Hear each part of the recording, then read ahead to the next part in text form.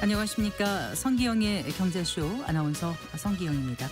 미국과 이란 모두 출구 전략을 찾지 못하면서 전쟁이 러시아와 우크라이나 전쟁처럼 장기화할 조짐도 커지고 있습니다. 시장도 이란 사태로 국제유가가 치솟고 또 코스피가 급락하는 등 타격을 받고 있는데요. 문제는 국제유가가 급등하면 원유 의존도가 높은 우리 경제의 특성상 타격을 크게 받을 수 있다는 겁니다. 특히 유가 상승이 장기화할 경우 물가 인상과 경기 침체, 또 실질 구매력 약화와 내수 회복 지연이라는 악순환으로 이어질 수 있다는 우려가 벌써부터 나오고 있는데요. 고유가가 우리 한국 경제에 어떤 영향을 미칠지 자세히 알아보겠습니다. 이란발 지정학적 이슈의 영향으로 오늘 국내 주식시장이 급락하면서 코스피, 코스닥 모두 매도 사이드카, 또 코스피는 서킷 브레이커까지 발동됐는데요. 지정학적 리스크가 더욱 커진 이번 주 국내외 증시 어떤 변동성을 보일지 주간 증시 전망에서 짚어보겠습니다. 이 시간 유튜브로도 함께합니다.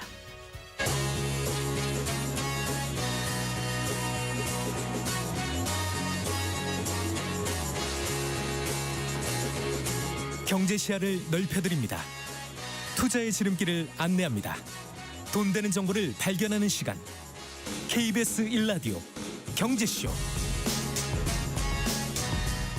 먼저 오늘의 주요 경제 뉴스부터 정리해드리겠습니다. 경제 뉴스 브리핑 손석우 경제평론가와 함께합니다. 어서 나오십시오. 네, 안녕하세요. 안녕하세요. 자, 중동 정세가 격화되면서 오늘 정말 증시 많이 빠졌습니다. 네, 뭐 어느 정도 예견은 했지만 역시 예상대로 낙폭이 꽤 컸습니다. 오늘 종가부터 말씀드리면 코스피는 5.96% 하락해서요. 5,251.87. 코스닥은 4.54% 하락한 1,102.28의 거래를 마쳤습니다. 네. 오늘 유가증권 시장을 보면 외국인과 기관이 대량 매도, 개인이 이걸 다 받아냈습니다. 네. 개인들이 유가증권 시장에서만 4조 6천억 원. 네. 주식을 사들였습니다. 외국인이 3조 넘게 판 거죠, 오늘? 네, 그렇습니다. 네. 시작부터 사실 5% 이상 아주 큰 폭으로 하락하면서 출발을 해서요. 뭐 곧바로 매도 사이드카가 발동됐고요. 오전 중에 또 낙폭이 8% 이상 확대되면서 서킷 브레이커도 네. 발동됐습니다. 이제 서킷 브레이커가 발동된 건 지난 4일 수요일 이후 3거래일 만에 다시 발동된 겁니다. 그만큼 시장이 변동성이 지금 극에 달한 모습이고, 네. 지금의 흐름으로 봐선 불안한 흐름이 이번 주 내내 좀 이어질 가능성은 높아 보입니다. 일단 전쟁이 장기전 양상으로 흐를 가능성이 높아지면서 투심이 매우 위축된 상태이고요. 특히 이제 지난주 금요일에 미국 뉴욕 증시도 많이 빠졌는데, 당시 이제 고용 보고서가 발표가 되는데 고용 쇼크 수준으로 이제 나오면서 현재 미국에서는 1970년대식 스태그플레이션이라는 새로운 우려가 지금 나오고 있습니다. 네. 스태그플레이션이라는 게 이제 물가도 오르고 경기도 침체로 가는, 네. 이게 이제 동시에 나타나는 상황을 얘기를 하는데, 이게 1970년대식이라고 붙은 거는 당시에 이제 오일 쇼크가 있었기 때문에, 당시 이제 오일 쇼크로 중동발 유가 공급 충격으로 인해서 미국을 비롯한 주요 국가들의 성장률이 마이너스, 반면에 이제 물가는 두 자릿수로 치솟는 이런 상황들이 이제 몇 년간 지속이 됐고, 네. 고용 보고서가 나오면서 지금 미국 금융시장을 중심으로 미국이 다시 한번 이런 식의 스태그플레이션 우려가 커지고 있다라는 분석들이 나오고 있고요. 우리도 역시 전쟁의 장기화로 이런 중동발 유가 충격이 다시 한번 이제 경제 충격을 주면서 역시 증시 전반에 큰 폭의 조정을 받고 있는 것으로 보입니다. 네. 그 개인들이 적극 매수에 나서는데 워낙 지금 변동성이 크다 보니까 아무래도 지금 그 수익률 급락을 겪는 개인들도 네. 꽤 될 테고, 심지어 이제 강제 청산 당하는 개인들이 꽤 될 것 같다는 우려가 나오고 있습니다. 그러니까 지난주까지만 해도 전쟁이 이제 장기화로 갈 거냐, 아니면 이제 단기에 이제 수습이 될 거냐. 그러면 이제 지난주 개인들의 매수 흐름을 보면 좀 단기에 전쟁이 그래도 마무리가 될 거다라는 쪽에 아무래도 무게를 두고 있었던 것 같아요. 지난주 증시가 그렇게 변동성을 보인 가운데서도 이제 개인들은 거의 10조 원을 사들였거든요. 네. 적극적인 매수 행보를 보인 거죠. 그게 이제 결국에는 전쟁이 단기에 끝나면 지금의 조정이 일종의 이제 매수 기회라고 생각을 했기 때문일 텐데 네. 문제는 여기서 개인들 가운데서는 이제 증권사들로부터 돈을 빌려서 신용거래를 한 분들도 상당히 많았다는 겁니다. 그런 것들을 알 수 있는 지표가 이제 신용거래 융자 잔고인데 네. 5일 기준으로 33조 7천억 원 기록하면서 역대 최대 규모를 갈아치웠습니다. 이게 쉽게 말해서 증권사에서 돈 빌려서 주식 사고 아직 갚지 않은 금액인 네. 거죠. 이게 이제 일정 기간 내에 갚지 못하거나 보통 석 달입니다. 그 담보 비율이 또 일정 기준 이하 이게 120%가 많거든요. 네. 이하로 떨어지면 강제로 이제 반대매매 청산을 당하는 거죠. 그보다 더 위험해 보이는 게 더 초단기 그 대출이라고 보는 이제 위탁 매매 미수금. 네. 이거 미수거래라고 하는데 요거는 이제 소위 말해서 이제 주식을 사고 나서 결제일까지 갚아야 되는 게 네. 이틀 걸리잖아요. 이틀. 네. 이게 단기로 빚을 내는 건데 지금 갚지 못한 미수금이 지난 얼마나 5일 돼요? 2조 원을 넘어섰습니다. 2조 1,000억이 넘네요. 이게 전쟁 발생 이전하고 2배 네. 넘는 거라고 하던데요. 그러니까 그 사이에 얼마나 지금 많은 미수거래가 있었는지를 알 수 있는 대목인 거고 네. 이거는 이제 더 짧아요. 갚지 못하면 3거래일째 주식이 강제로 매각이 됩니다. 그래서 지금 이제 이번 주에도 지금 전쟁이 장기전으로 치달을 가능성이 높아지는 상황에서 이제 전쟁 충격이 계속되면서 지수가 지금 오늘도 많이 빠졌지만 이번 주에 뭐 또 큰 충격이 있을 경우에는 말씀드린 대로 이제 반대 매매들이 많이 일어나면서 강제 청산 이에 따른 하락폭이 더 커질 수 있겠죠. 3일 4일 폭락했던 다음 날 5일에 강제 처분된 주식 규모가 776억 원에 달한다고 하더라고요. 네. 이게 이제 하락폭이 커질수록 더 늘어날 수 있다. 그래요. 그런 거죠. 네. 자, 국제 유가가 정말 많이 올랐습니다. 많이 올랐습니다. 주말 사이에 자고 일어나면 앞자리 숫자가 바뀌어 있더라고요. 일단은 심리적 저항선이라고 우리가 여겼던 배럴당 $100 이게 이제 세 자릿수로 가는 건데 네. 이게 일단 돌파가 됐죠. 오늘 아침 7시 30분경에 $100를 돌파했더라고요. 이게 이제 서부 텍사스산 원유 WTI하고 브렌트유도 네. 다 비슷한 시각에 $100 돌파했습니다. 어제 $90 돌파했거든요. 하루 사이에 $100 돌파했고 오늘 오전에는 또 $110까지도 넘어서더라고요. 지금은 네. 이제 $110 아래로 다시 내려가기는 했지만 굉장히 위협적인 수준으로 지금 유가가 빠르게 오르고 있다는 건 분명한 것 같고요. 당연히 이제 주말 사이에 뉴스 통해서 많이 접하셨겠지만 중동 정세가 이제 확전으로 치닫게 되니까 유가 수급에 대한 불안 심리가 확산되면서 이제 국제 유가가 지금 빠르게 올라가고 있는 상황인 거고 상황이 이제 전반적으로 매우 좋지 않죠. 지금 호르무즈 해협 통행도 사실상 아예 막혔다라고 보고 있고 그리고 이제 주요 산유국들이 이제 이런 상황이 계속되니까 네. 저장 시설이 이제 포화 상태에 이르게 되고 이러니까 이제 감산에 나서기 시작하는 이런 상황입니다. 그리고 원유 물류도 사실상 이제 마비가 되면서 대표적으로 이제 그 호르무즈 해협을 통한 유조선 통행량이 일주일 사이에 90% 줄었다는 통계도 나왔고요. 네. 지금 산유국들이 감산하고 있다는 거 하나만 더 말씀드리면 이라크의 경우에는 원유 수출량이 이제 지난달에 그러니까 전쟁 전에 333만 배럴에 달했는데 네. 지금은 하루 수출량이 80만 배럴. 네. 거의 4분의 1, 5분의 1 토막난 급감했다는 소식도 전해지고 네, 있습니다. 이제 시나리오별로 달라질 수 있겠습니다만은 이제 최악의 경우 뭐 국제 유가가 꽤 많이 오를 수 있다는 전망이 지금 나오고 있고 이란은 뭐 아예 뭐 $200까지 치솟게 만들겠다 이렇게 아주 협박을 하고 나서고 있더라고요. 네. $200라는 얘기는 사실 듣기만 해도 굉장히 공포스러워. 섬찟하죠. 네. 근데 지금 하나의 이제 그 전쟁의 분수령으로 봤던 게 차기 지도자가 누가 될 거냐라는 부분이었는데 하메네이의 그 차남인 네.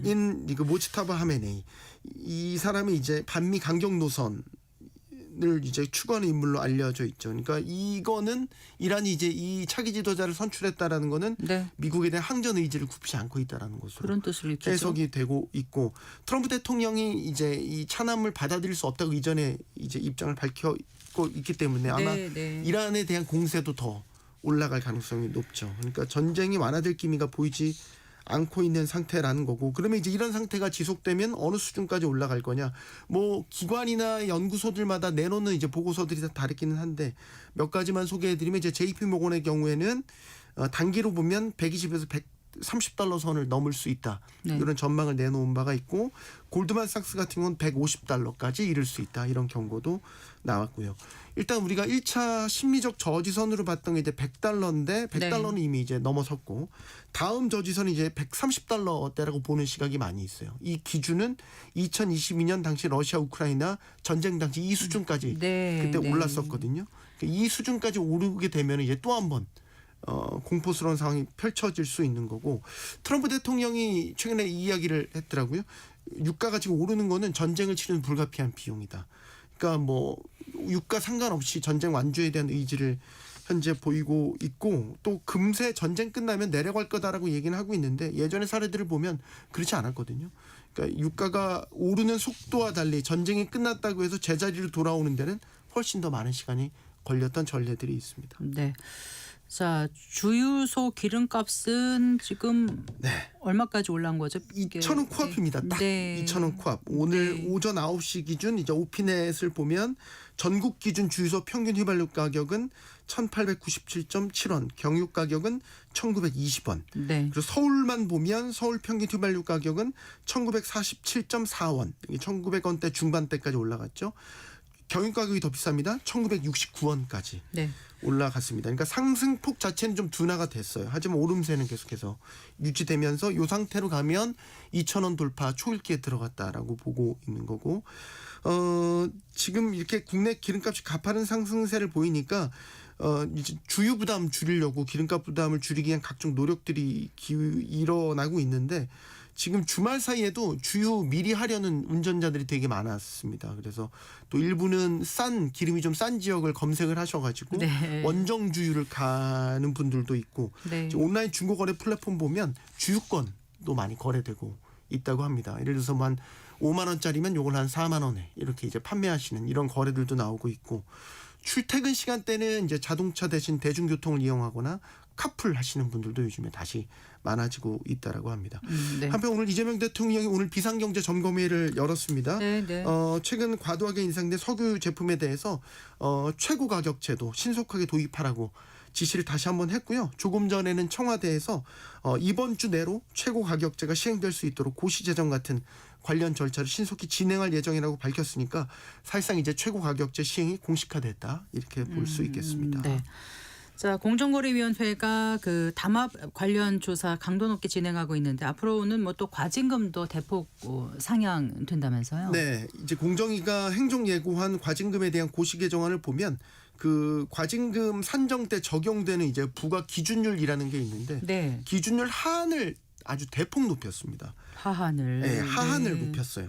이게 담합 혐의가 적발되면 이제 만약에 중대성이 약하다, 중간이다, 아주 심하다 이렇게 나눠서 퍼센테이지가 정해져 있는데 지금 현행법으로 이제 중대성이 약한 위반의 경우에는 0.5에서 3% 그러니까 관련 매출액의 0.5에서 3%까지 부과하고 있는데 요거를 그 하한을 10%로 높였어요.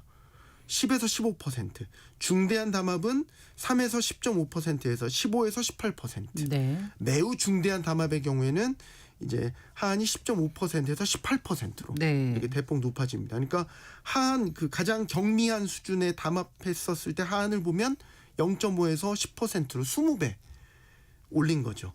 이제 공정위는 여기에 대해서 이제 현행 과징금 제도가 제재 기능을 발휘하지 못해서 기업들이 이제 법을 반복적으로 관행적으로 위반하는 문제를 개선하고 또 법 위반 시 얻게 되는 부당이득을 넘어서는 과징금이 부과되도록 하는 취지다. 이렇게 설명을 했고요.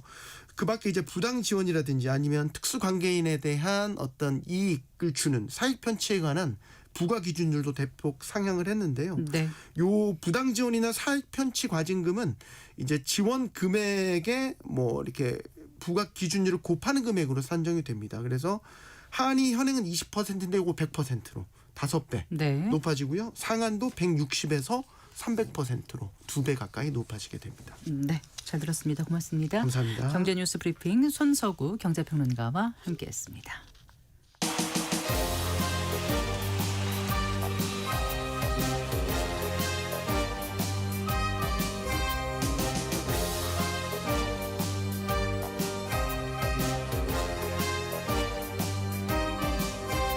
경제를 알아야 세상이 읽힙니다. 투자를 알아야 돈이 보입니다. KBS 1라디오 경제쇼.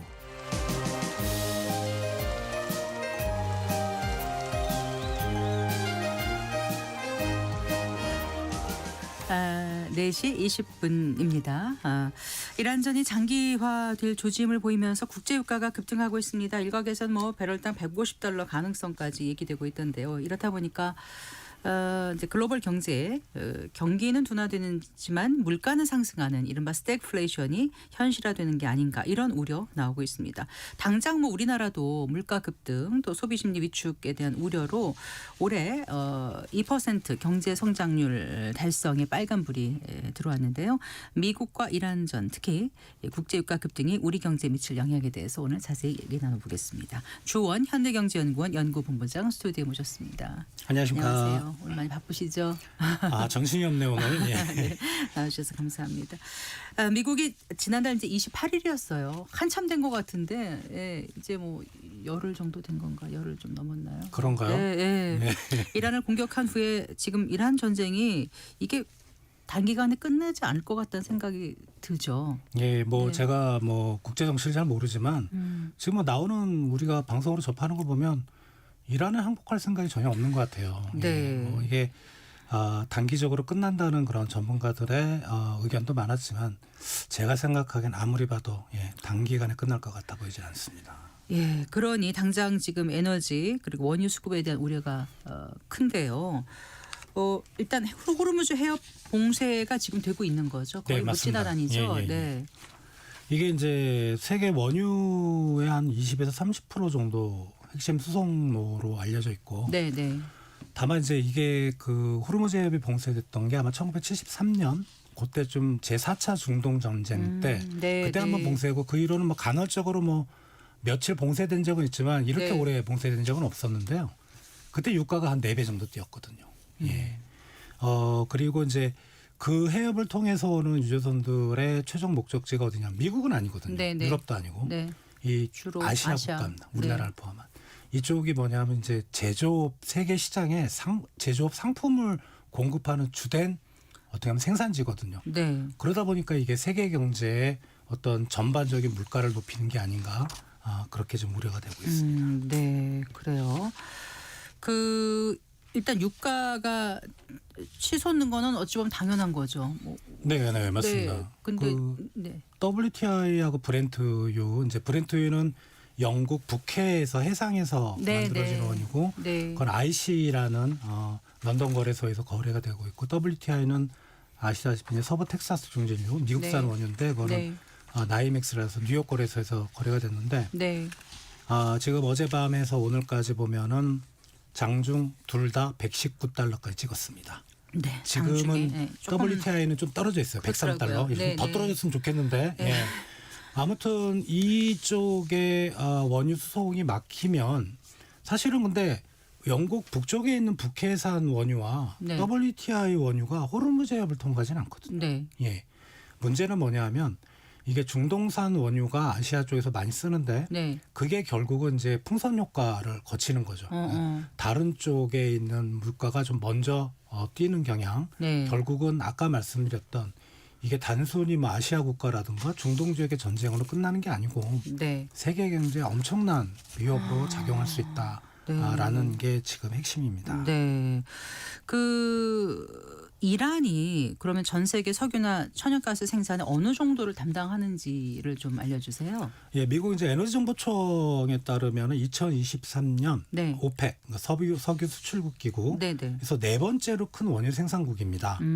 그리고 이제 천연가스도 네. 2022년 기준으로 세계 세 번째라고 하고요. 매장량은 이란이 중동 지역만 놓고 봤을 땐 24%, 네. 전 세계 12%. 엄청나게 큰 규모입니다. 그러네요. 다만 이제 이게 최근에 시장에 못 나오는 게 네. 미국이 이란에 대한 제재를 계속했잖아요. 네. 그러니까 사실 시장에서 유통되는 물량은 우리가 공식적으로 통계를 보면 되게 작고요. 그러니까 매장량은 많은데 그만큼 네. 생산을 안 하는 거죠. 근데 생산을 많이 하는데 네. 어디다 파냐 하면은 서방에 못 팔고요. 중국?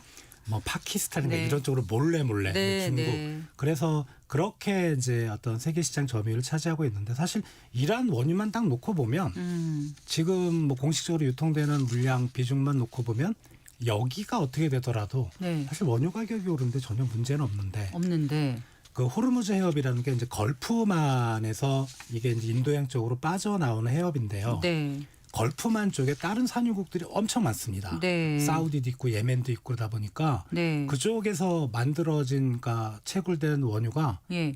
바다를 못 빠져나오고 있는 거예요. 그렇죠. 그러다 보니까 지금 유가가 지금 올라가는 겁니다. 호르무즈 해역이 굉장히 길죠. 길다라기보다 폭이 되게 짧죠. 예. 네. 예, 짧고 그러니까 말씀하신 길기도 하고 긴데 그 길이는 짧은 한 데가 있잖아요. 167km 정도 되는데 네. 가장 좁은 곳의 폭이 한 33km. 그러면은 이게 이란 아래쪽이거든요. 네. 이란에서 충분히 공격이 가능한 거예요.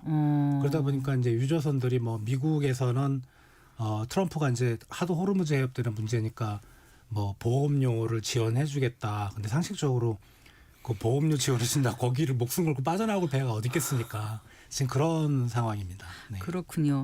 어쨌든 페르시아만과 다른 그 뭐 공해를 연결하는 유일한 통로이니까 여기가 막히면 아까 말씀하신 다른 그 원유들의 수출길이 막히는 거기 때문에 그만큼 타격이 크다 이런 말씀이신 거죠? 네, 그렇습니다. 네, 그래요. 근데 이제 상황이 어떻게 될지 지금 아무도 모르는 상황이에요. 예측이라는 네. 게 좀 어렵지 않습니까? 지금 한국 경제에 미치는 영향은 사실 국제유가가 얼마까지 올라가느냐가 중요하고 네. 국제유가가 얼마까지 올라가느냐는 트럼프 대통령의 생각에 따라 다르거든요. 예. 트럼프 대통령이 지금이라도 그만하자 하고 빼면은 국제유가는 확 가라앉으면서 한국 경제에 미치는 영향은 없는 거고. 네. 근데 지금 흘러가는 모습을 보면 트럼프 대통령도 한 발 물러설 생각이 없고 예.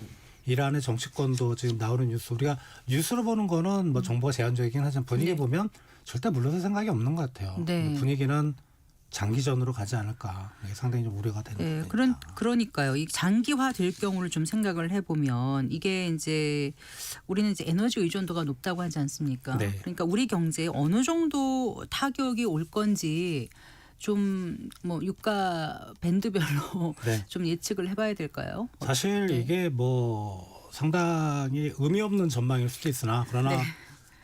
경제연구소에 있는 사람으로서 전망은 해야 되기 때문에 저희가 저번 주에 이제 보고서를 냈는데요. 네, 나왔더라고요. 봤습니다. 시나리오별로 1, 2, 3, 4 이렇게 네 가지를 했는데 네, 네. 첫 번째 긍정적인 건 날라갔습니다. 이건 배럴당 $70 미만이니까 말도 안 되는 얘기고요.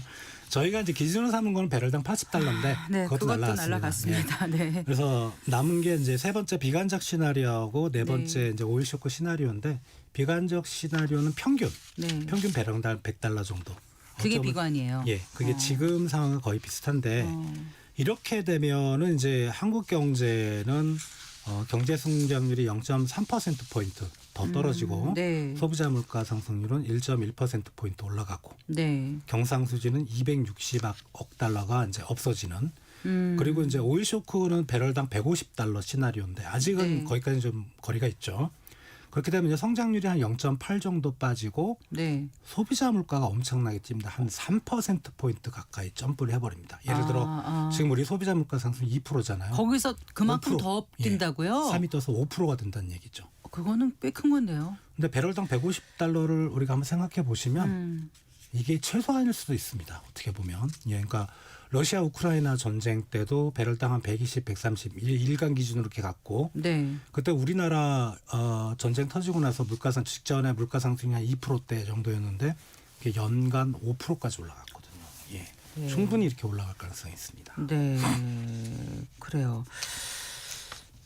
그런데 지금 봐서는 만약에 혹시라도 미국이나 연합군의 지상군 투입이 있다든가 예. 해협 봉쇄가 장기화된다든가 이러면은 생각하기 싫은 $150도 예, 우리가 가능합니다. 볼 수 있다. 충분히 가능합니다. 네. 예. 그런데 지난주 이제 아시아 주요 국가 증시 가운데 증시에 비해서 이제 우리나라 증시가 유독 그 큰 폭으로 하락했지 않습니까? 그 큰 변동성을 보인 이유가 뭐 여러 가지 있겠습니다만 특히 그 하나가 우리가 이제 원유 의존도가 높은 경제 성장 구조다 이렇게 얘기를 하거든요. 이 네. 얘기를 좀 짚어주세요. 이제 저희 보고서에도 이제 있는데 원유 의존도를 저희가 뭐 여러 가지 정의가 있지만 네. 이렇게 정의를 해놨어요. GDP $10,000를 생산을 할 때 네. 과연 우리가 원유를 얼마나 쓰는가? 이게 네. 2024년 기준으로 저희가 이제 계산을 해보니까 네. OECD 회원국 중에 저희가 1등입니다. 아, 그래요? 예. 그리고 저희가 그러니까 GDP 만 달러당 5.6 배럴 정도 쓰거든요. 그러니까 드럼통 한 5.6개 정도. 그런데 그게 1등이고요. 네. 중국은 3.2 배럴밖에 안 됩니다. 오히려 아, 중국이 더 그래요? 낮아요. 네, 예. 네. 이게 그러면 이제 들으시는 분들이 아니, 미국 같은 큰 나라, 미국 같은 큰 나라는 땅덩어리도 넓고 뭐 차도 많이 다니는데 우리나라는 땅덩어리도 좋고 그럼 우리나라 국민들이 그만큼 원유를 많이 쓴다는 거냐?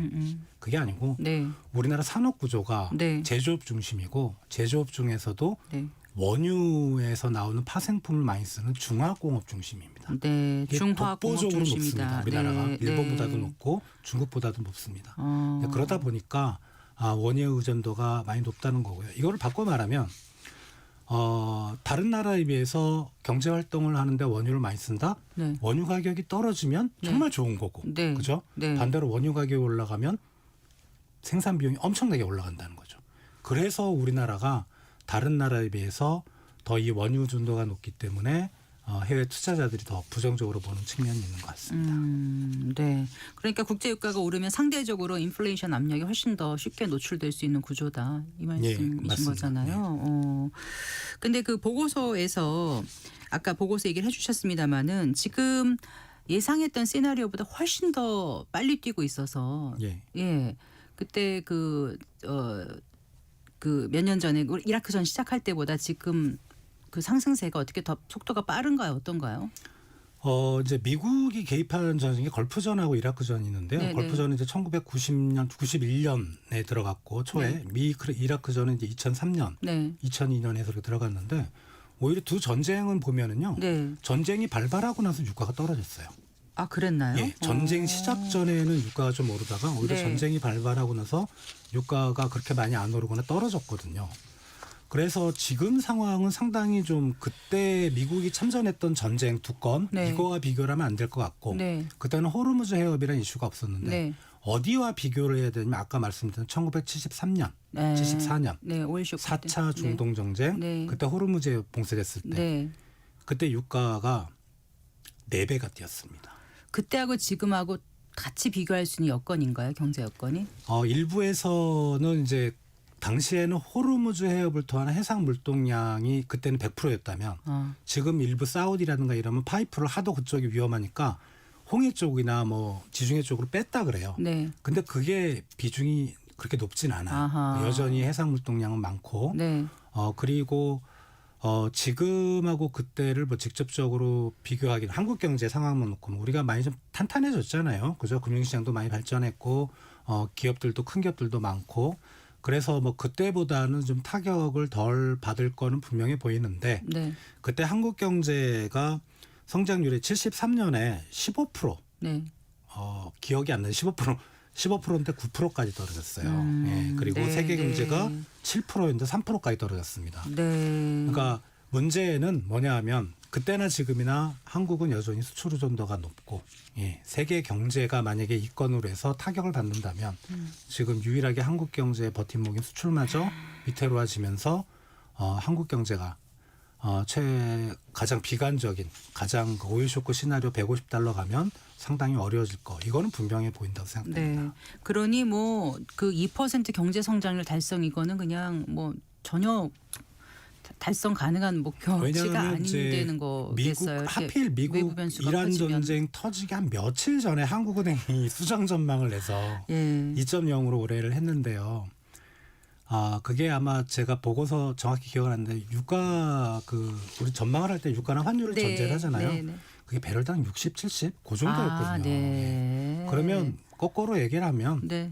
그거 이제 조만간에 다시 수정 전망으로 내려야 됩니다. 상황은 지금 그런 상황입니다. 그럼 지금 우리 경제 상황은 어떻게 진단을 해볼 수 있을까요? 그 대외 변수 그거 말고 현재 상황은요? 지금 우리가 볼 수 있는 지표가 이제 작년 4분기 경제 성장률 네. 있고 그다음에 산업활동 동향 1월까지 나왔는데 네. 이제 우리 경제를 분석하는 사람들이 경제가 어떤 단계에 있는지를 보는 주된 지표가 동행지수 순환변동치라는 매월마다 나오는 네, 네. 그게 반등을 못했습니다. 1월에도.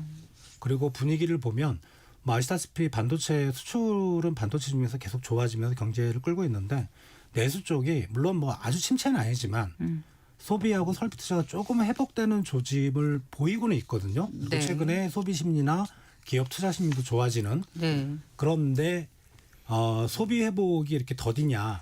그럼 고물가 영향이 상당히 컸습니다. 1월까지만. 네. 그러면 이제 국제 유가가 이렇게 올랐으면 분명히 인플레이션 압력이 높아질 거고 지금보다 물가는 뛸 거고 네. 그럼 소비는 회복되는 듯하다가 다시 다시. 떨어질 수밖에 없는. 네. 그래서 지금 가장 우려되는 내수의 회복을 가로막고 있는 인플레이션.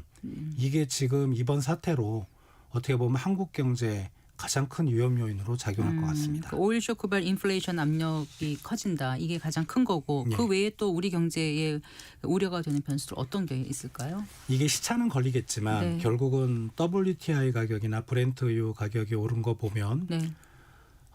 이제 세계 경제도 인플레이션 압력에 직면을 할 겁니다.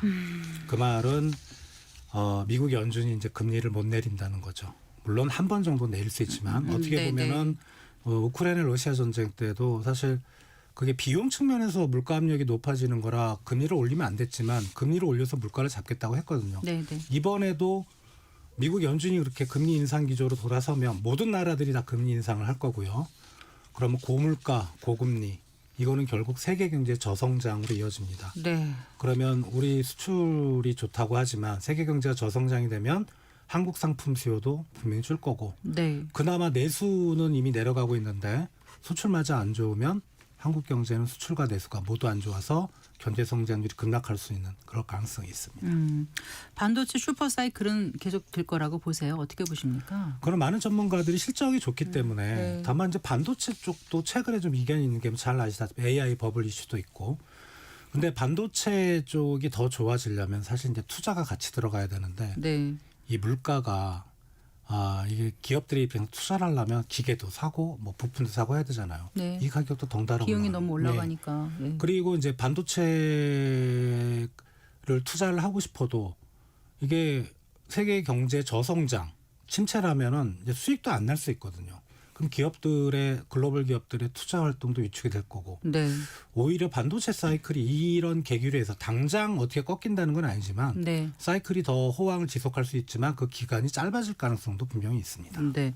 그 스크루플레이션에 대비해야 된다는 얘기가 있던데 그건 네. 무슨 얘기인가요? 스태그플레이션은 이제 거시경제 큰 얘기를 할 때 네. 고물가 저성장이지만 네. 이제 스크루플레이션은 그걸 이제 개인으로 적용했을 때 네. 뭐냐면 임금은 안 올라요. 근데 장 보러 갔더니 물가가 천정부지로 올라왔습니다. 그러니까 스크루라는 건 짠다는 쥐어 짠다는 네, 네, 뜻이잖아요. 네. 플레이션은 인플레이션이고 그래 국민들이 개인들이 체감하는 스태그플레이션이라고 이해를 하시면 될 것 같습니다.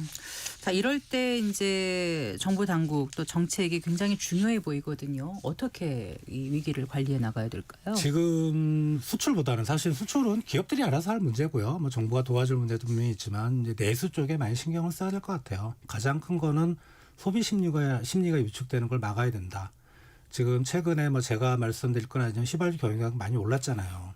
이런 부분이 결국은 나중에는 휘발유 경유가뿐만 아니고 이게 파급돼서 이제 그런 연료비가 올라가면은 운송비도 올라갈 거고 네. 그럼 제품이나 서비스 가격이 올라갈 거고 네. 그럼 이제 임금도 올라갑니다. 따라서 이게 경제 전반에 그렇게 인플레이션이 만연이 되면 네. 내수는 살아날 수 없습니다. 네. 그래서 물가 관리에 가장 우선적으로는 물가 관리고요. 네. 그리고 결국은 이제 단기간에 끝나면 한두 달 내에 끝나면 상관이 없는데 이게 길어진다면 경제 성장률이라는 게 이런 게 확 떨어지는 모습이 확연히 보이고 그때는 뭐 좀 먼 얘기는 하지만 이제는 저는 추경은 작년까지는 찬성했지만 올해부터는 좀 건전재정으로 돌아가야 된다는 시각인데 네. 상황이 이러면 또 추경도 적극적으로 한번 생각을 해봐야 되는 그런 부분인 것 같습니다. 네.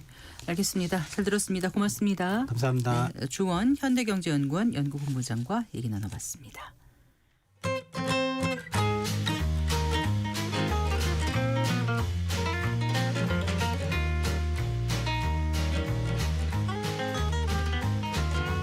경제 맛집 투자 핫플.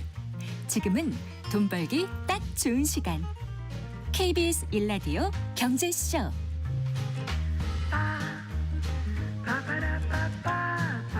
네, 4시 39분입니다. 한 주간 주식시장에 영향을 줄 주요 이슈와 일정 살펴보고 현명한 투자 전략 짚어보는 순서입니다. 주간 증시 동향. 오늘도 LS증권 리테일 사업부의 염승환 이사와 함께하겠습니다. 어서 나오십시오. 네, 안녕하세요. 안녕하세요.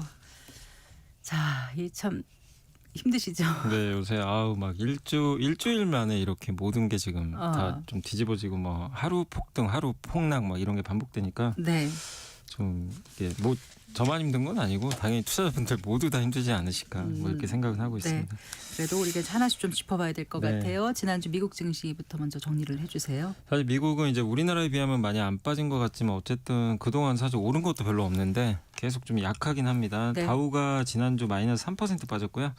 S&P 500이 마이너스 2%, 나스닥은 마이너스 1.2%로 3대 지수 모두 다 좀 부진한 흐름을 보였고 네. 그래도 좀 약세장 속에서 지난주에는 엔비디아가 좀 0.3% 오르면서 선전했고 소프트웨어 기업들이 좀 좋았어요. 팔란티어가 15%나 급반등을 했습니다. 네. 근데 좀 이제 우리 한국과 상관관계가 높은 메모리 반도체 회사죠. 마이크론은 마이너스 10%, 네. 낸드 관련주인 샌디스크가 마이너스 17%. 네. 그래서 이제 메모리 반도체 사실 많이 오른 것도 있는데 네. 지난주에는 상당히 좀 크게 흔들렸다. 이렇게 보시면 되겠고 뭐 앞서서도 뭐 설명해 주신 대로 지금 뭐 미국 증시나 전 세계가 좀 부진한 거는 결국 유가죠. 이제 이란 전쟁으로 인한 유가가 지금 생각보다 좀 갑자기 또 가파르게 오르다 보니까 지난주 금요일 날 이제 미국 증시 열렸을 때 유가가 90달러까지 이제 상승을 했는데 오늘 아까 보니까 이제 118달러까지 한번 이제 급등하면서 어쨌든 좀 전반적인 충격을 좀 줬다고 보시면 되겠고 그나마 좀 지난주에 그래도 미국 증시에서 좀 괜찮았던 거는 경제 지표가 좀 괜찮았어요. ISM 서비스 PMI 지표가 좀 괜찮게 나왔고 네. 또 거기서 지금 미국의 브로드컴 같은 반도체주 실적도 좋았고 소프트웨어 기업들이 AI 때문에 되게 좀 안 좋았잖아요. 근데 소프트웨어 기업들이 그 우려가 조금 완화됐어요. 그러면서 이제 반대로 급등하면서 조금 살아난 거는 그나마 이제 미국 증시에서 조금 긍정적으로 볼 수 있는 요인인 것 같습니다. 네. 그 국제유가 급등세가 아무래도 증시를 무겁게 누르는 것 같아요. 지금 어느 정도까지 갈 건지 네. 지금 어떻게 그러니까 전망하시는지. 금요일 날 이제 90달러까지 미국 장에서 열렸다가 오늘 네. 아침에 이제 장 개장하자마자 그 바로 110달러를 돌파하더라고요. 그래서 아까 장중에 보니까 118달러 갔다가 지금 오늘 오후에는 조금 밀려서 110달러 이제 밑으로 좀 떨어졌는데 어쨌든 지금 이제 제일 큰 문제가 이란과 지금 이제 미국의 전쟁이 언제 끝날지 모르고 또 지금 트럼프 대통령은 항복을 무조건 받아내야 된다 이렇게 좀 너무 강하게 나가고 있고 이란도 저기 이제 하메네이의 둘째 아들이 이제 네. 된 것 같더라고요. 근데 굉장히 강경파라 네. 협상은 좀 어려울 것 같고 근데 결국에 이제 호르무즈 해협이거든요. 이게 이제 통행이 돼야 되는데 지금 배가 거의 안 다니고 뭐 가끔 한 척 정도 이렇게 통과가 된다고는 하는데 어쨌든 지금 배 통과가 안 된다면 거기가 이제 전 세계 그 원유 물동량의 한 20%가 거기로 다니고 LNG도 한 20% 이상 되더라고요. 네. 그러니까 사실상 에너지가 막혀버린 거고 특히 우리나라도 거기를 통해서 많이 받다 보니까 좀 우려가 큰데 다행히 근데 아까 좀 뉴스를 보니까 일단 G7에서 그 이제 국제 에너지 기구가 좀 보유한 그 전략 비축유가 좀 꽤 있는 것 같더라고요. 네. 그거를 지금 확정은 아닌데 일단은 이제 G7이 좀 합의를 해가지고 일부 물량을 좀 풀 가능성도 있다고 합니다. 그래서 그거 나오면서 유가가 갑자기 좀 빠져버렸거든요. 네. 네. 그리고 우리나라 증시도 좀 약간 이제 밑에서 올라왔는데 결국 지금 모든 이제 관심사는 원유 공급이죠. 그래서 근데 이런 이제 전략 비축유 방출은 근본적인 해결책은 아니에요. 결국 호르무즈 해협을 정상화시켜야 되는데 이 호르무즈 해협을 언제쯤 좀 정상화 이게 될지가 좀 관건이 될 것 같습니다. 어쨌든 오늘 오후에는 이 전략 비축유 방출 얘기가 나와서 조금 유가가 좀 진정됐다. 이렇게 말씀드리겠습니다. 네, 미국 스콧 베센트 재무장관이 한 언론 인터뷰에서 뭐 유가를 얼마로 얘기를 해요? 55에서 60달러. 가 목표라고 네. 했다면서요. 이 어떤 상황에서 이 얘기가 나온 건지 좀 알려주신다면요. 그러니까 이제 미국 시간 기준으로 지난 금요일이죠. 네. 금요일 날 이제 퍽스 비즈니스에 출연해가지고 이제 아무래도 기자들이 물어봤죠. 이제 호르무즈 해협 위기에 대해서 미국 정부 지금 무슨 대응을 하고 있냐. 그래서 이제 첫 번째로 200억 달러 해상 재보험 프로그램. 그러니까 이게 뭐냐면 거기 호르무즈 해협을 통과할 때 보통 배들은 무조건 보험을 들거든요. 네. 근데 이제 유럽에 보험사들이 많아요. 네. 보험료를 급등시켜 버린 거예요. 네. 여기 이제 배가 어떻게 될지 모르니까.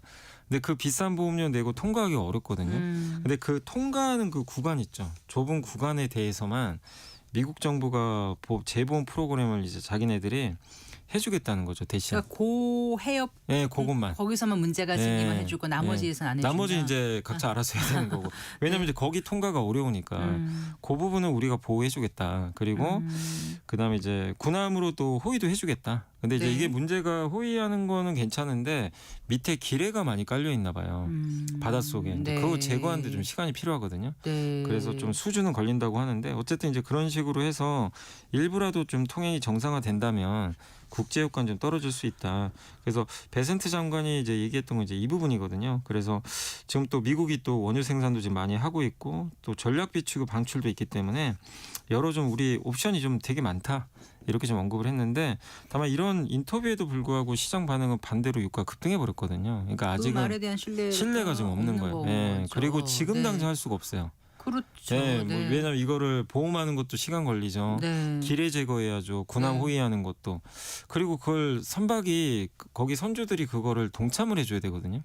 그 이제 설득하는 과정도 좀 필요하기 때문에 되긴 그러니까 언젠간 될 수는 있는데 지금 1, 2주 안에는 좀 어렵고 좀 시간은 걸리지 않겠냐. 이렇게 좀 시장은 좀 바라보고 있는 것 같습니다. 예. 자 그리고요 이거 오라클하고 오픈 AI가 데이터 센터 확장 계획을 철회하지 않았습니까? 야, 요거는 이제 내용을 좀 설명드리면 AI 이제 이것 때문에 좀 미국 반도체가 좀 흔들렸거든요. 사실 네. 금요일 날 이유가 원래 1.2 기가와트의 이제 데이터 센터를 짓기로 했어요. 이건 그대로 해요. 근데 여기다가 600에서 800 메가와트 추가해서 2 기가와트까지 데이터 센터를 이제 확충하는 건데 네. 그 추가하는 거를 이제 한마디로 안 할 거다. 그러니까 확장분만. 네. 그러니까 예를 들면 이제 중단시킨다. 우리가 네. 보통 본관이 있고 별관이 있으면 별관을 하려고 했는데 안 한 거죠. 이제 그런 느낌이라고 보시면 될 텐데 네. 그래서 이걸 블룸버그가 보도한 거예요. 근데 당시에 오라클은 여기에 대해서 얘기가 없었거든요. 그래서 시장이 놀란 거죠. 이건 데이터 센터 그동안은 투자를 공격적으로 할 줄 알았는데 네. 이걸 이제 안 하네. 근데 이유를 알아봤더니 뭐 AI 수요가 없어서가 아니라요. 거기다 전력망도 연결을 해야죠. 그리고 데이터 센터 짓는데 2년 걸려요. 근데 네. 여기서 칩 공급 계약을 맺어버리면 엔비디아 칩은 지금은 최고 칩인데 2년 후에 지금 칩을 꽂아 넣으면 구형이 될 수도 있어요. 또 이제 그런 좀 리스크도 있잖아요. 그러다 보니까 이제 이거는 그 블룸버그에서 이런 이유들 때문에 약간 공급망이나 이런 제약 때문에 취소가 된 것 같다. 이렇게 했는데 근데 오늘 저희 이제 한국 시장 이제 열리고 있을 때 예. 그 오라클이 공식적으로 발표했습니다. 그 언론 보도는 사실이 아니다. 아 그래요? 우리는 예정대로 한다. 그러니까 네. 그 확장하는 것까지 다 한다. 네, 그렇게 좀 언론 보도 나왔는데 네. 이제 본인들이 직접 언급은 좀 했거든요. 했는데 근데 사실 이게 블룸버그 보도가 진실인지 회사가 진실인지는 조금 지켜봐야 되겠지만 어쨌든 회사 입장에서는 보도가 잘못됐다. 이렇게 좀 명확하게 또 언급을 했기 때문에 네. 오늘 주가 흐름을 좀 보시면 좋을 것 같아요. 어쨌든 오라클도 그것 때문에 빠졌거든요. 그래서 근데 이게 설사 추가 이 별관 짓는 게 사실은 취소된다고 해도 거기에 메타가 대신 들어온다는 얘기가 또 있어요. 아, 그래요? 네, 그래서 사실은 이게 없어지는 건 아니에요. 아닌데 네. 오라클은 아니다. 우리가 한다. 또 이렇게 언급을 했기 때문에 네. 일단 이 부분은 조금 이제 그게 사실이라면 조금 그 우려감은 완화되지 않겠냐 이렇게 생각은 하고 있습니다. 텍사스에서 추진하던 그 네, 데이터 맞습니다. 센터 그 스타게이트 말씀하시는 거죠? 프로젝트 맞습니다. 네, 그겁니다. 자, 오늘 국내 증시 아침부터 쭉 지켜보셨을 텐데요. 네. 오늘 그러니까 사실 일요일 날 걱정을 안 한 게 아니라 유가가 폭등하는 바람에 네. 아마 많은 분들이 밤에 좀 잠을 못 주무셨을 것 같아요. 다음 날 누가 봐도 누가 봐도 좀 급락할 분위기였기 때문에 근데 오늘도 예상대로 좀 급락을 했고 그 장중에 서킷 브레이커 이제 지수가 마이너스 8% 이상 빠지면 네. 20분간 거래 정지시켜 버리잖아요. 근데 지난주에 한 번 있었고 네. 이번에도 있었는데 어쨌든 이렇게 연달아서 서킷 브레이커 걸린 정말 적이 드문 거의 것 없거든요. 같아요. 네. 네.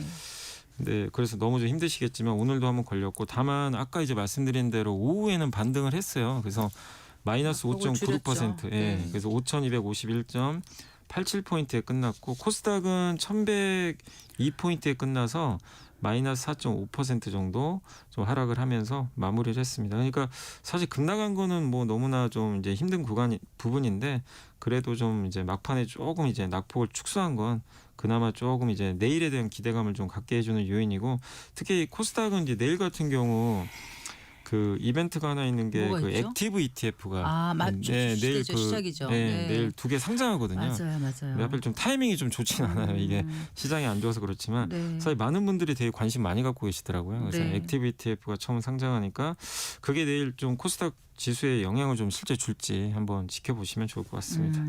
네. 자, 많은 질문을 받으실 것 같습니다. 어떻게 해야 되나? 네. 전략은 사실은 이건 뭐 꼭 저만의 얘기는 아니고 이제 미국의 또 유명한 투자 중에 캠피셔도 그런 얘기를 했어요. 이제 직접 전쟁을 분석을 해본 데이터들이 있는데 결국엔 이 전쟁에서 우리가 가리키는 거는 이 전쟁이 아무리 계속해서 발생을 해도 그 주가의 장기 상승을 막지는 않는다. 그러니까 단기적으로는 변동성은 있지만 그래서 이 이란 전쟁도 사실 어떻게 될지 모르고 사실 과거랑 다르게 이란은 또 이게 원유 물동량을 쥐고 있는 국가다 보니까 충격파가 클 수밖에 없어요. 그런데 트럼프 입장에서 우리가 생각을 해봐도 이 전쟁을 오래 끌 수는 없거든요. 왜냐하면 11월에 중간 선거도 있기 때문에 그래서 지금 전쟁을 좀 빨리 단행을 한 것 같아요. 그래서 그런 분석들도 있기 때문에 결국 시간이 지나면 지금보다는 좀 진정되지 않겠냐 이렇게 보여집니다. 그리고 이 과거의 전쟁 구간에서 증시가 최대로 좀 많이 좀 조정받았을 때가 1년 정도 빠졌대요. 증시 하락 기간이. 네. 그게 우크라이나 전쟁입니다. 네. 근데 그때는 아시겠지만 다른 전쟁과 다르게 그때 물가도 너무 높았고 경기가 그때 꺾일 때거든요. 네. 코로나 이제 이렇게 좋았다가 꺾일 때니까. 근데 지금은 경기 침체 구간은 아니고요. 또 금리 인상 사이클도 아니거든요. 그래서 보통 그런 구간에서 한 달 정도 지나면 대부분 회복은 됐어요. 그러니까 과거에 저도 데이터를 보니까 금리 인하 사이클이고 경기 나쁘지 않으면 한 달 안에 회복. 근데 반대로 우크라이나 전쟁처럼 금리가 오르고 경기가 안 좋은 방향일 때는 네. 1년 정도 걸립니다. 근데 지금은 사실은 그 우크라이나 전쟁과 좀 다른 부분이 있기 때문에 제가 봤을 때는 뭐 물론 한 달 안에 될지는 저도 모르지만 우크라이나 전쟁처럼 1년 가긴 좀 어려울 것 같고 좀 우크라이나 전쟁보다는 좀 이른 시간 안에 좀 회복이 되지 않겠냐 이렇게 보여지고 사실 제일 걱정되는 거는 저희도 다뤘지만 전쟁보다 더 무서운 건 좀 그거거든요. 주식시장에 데이터 센터 취소되는 거예요. 네. 갑자기 설비 투자 네, 취소하고 네. 요게 이제 혹시라도 나오면 진짜 이건 좀 무서운 거죠 사실은. 근데 전쟁으로 인해서 이거를 취소한다는 얘기는 아직은 없기 때문에 그런 부분에 있어서는 이번 전쟁 리스크로 인한 하락은 저는 좀 주식 갖고 계신 분들은 좀 견뎌내는 게 좀 맞지 않나 이렇게 좀 생각을 하고 있습니다. 그 스페이스X IPO가 지금 다가오고 있습니다. 전쟁 속에서도 우주항공 섹터 계속 관심을 가져가는 게 사실은 괜찮다고 수혜주죠. 보세요. 수혜주일 수밖에 없는 게 예. 이번에 그 하메네이를 이렇게 정확하게 타격한 것도 AI 프로그램하고요. 저 인공위성을 결합해서 한 거거든요. 그러니까 안보 목적으로 우주항공은 더 이제 중요성이 커질 수밖에 없는 것 같아요. 아마 전쟁이 끝나면 더 그런 게 부각될 것 같고 그리고 스페이스X는 전 세계 뭐 발사체 시장의 절반을 차지하는 그런 기업 중에 하나고 또 지금 우주의 데이터 센터도 짓겠다 뭐 이런 좀 그 일론 머스크의 야망도 있기 때문에 네. 근데 뭐 사실 이걸 대체할 기업도 없잖아요. 지금 스페이스X가 오늘 압도적으로 잘하고 있기 때문에 다만 이게 적정 시가총액이 되게 좀 높아요. 어느 정도 잡고 있죠 지금? 일론 머스크는 1.7조 달러 정도 얘기하고 있고 네. KB증권에서 최근 나온 자료 봤거든요. 2.1조 달러. 아 그래요? 그러면 이제 우리 한국 돈으로 2,500조가 넘으니까 네. 굉장히 큰 거죠 사실은. 네. 그래서 지금 시가총액 이제 좀 고평가 논란은 있는데 어쨌든 스페이스X IPO가 다가올수록 전쟁이 조금 좀 이제 약간 지금 전쟁 이슈 때문에 모든 게 다 묻혀 있지만 조금 진정되는 모습이 나오면 6월에 상장한다고 하더라고요. 6월. 네, 그러면 한 4월부터는 또 한 번 좀 우주항공도 좀 그 회복되지 않겠냐. 그래서 우주항공 섹터는 어쨌든 좀 전쟁 끝나고도 좀 이슈가 될 수 있는 업종이니까 저는 계속 관심 가질 필요는 있다 이렇게 보고 있습니다. 네. 자 이번 주에 또 어떤 금융 일정이 우리를 기다리고 있는지요? 네, 그 이제 오늘부터 그 미국 서머 타임이 시행이 되니까 네. 그래서 그거 좀 염두에 두시면 되겠고요. 그리고 3월 10일 아까 말씀드린 내일은 코스닥 액티브 ETF 그리고 오라클이 또 내일 실적 발표합니다. 네. 그래서 그거 좀 보시고 미국 2월 소비자 물가가 3월 11일 날 나오고요. 네, 배터리 행사죠. 인터배터리 2026이 수요일 날 열리게 됩니다. 그리고 3월 12일 날 국회에서 대미투자특별법 이제 아마 본회의에서 처리를 할 것 같고요. 금요일은 미국 1월 PC 물가지수 나오니까 참고하시면 되겠습니다. 알겠습니다. 잘 들었습니다. 고맙습니다. 네, 감사합니다. LS증권 리테일 사업부의 염승환 이사와 함께했습니다. 마칠 시간입니다. 성기영의 경제쇼 오늘 순서 여기까지입니다. 아나운서 성기영이었습니다. 고맙습니다.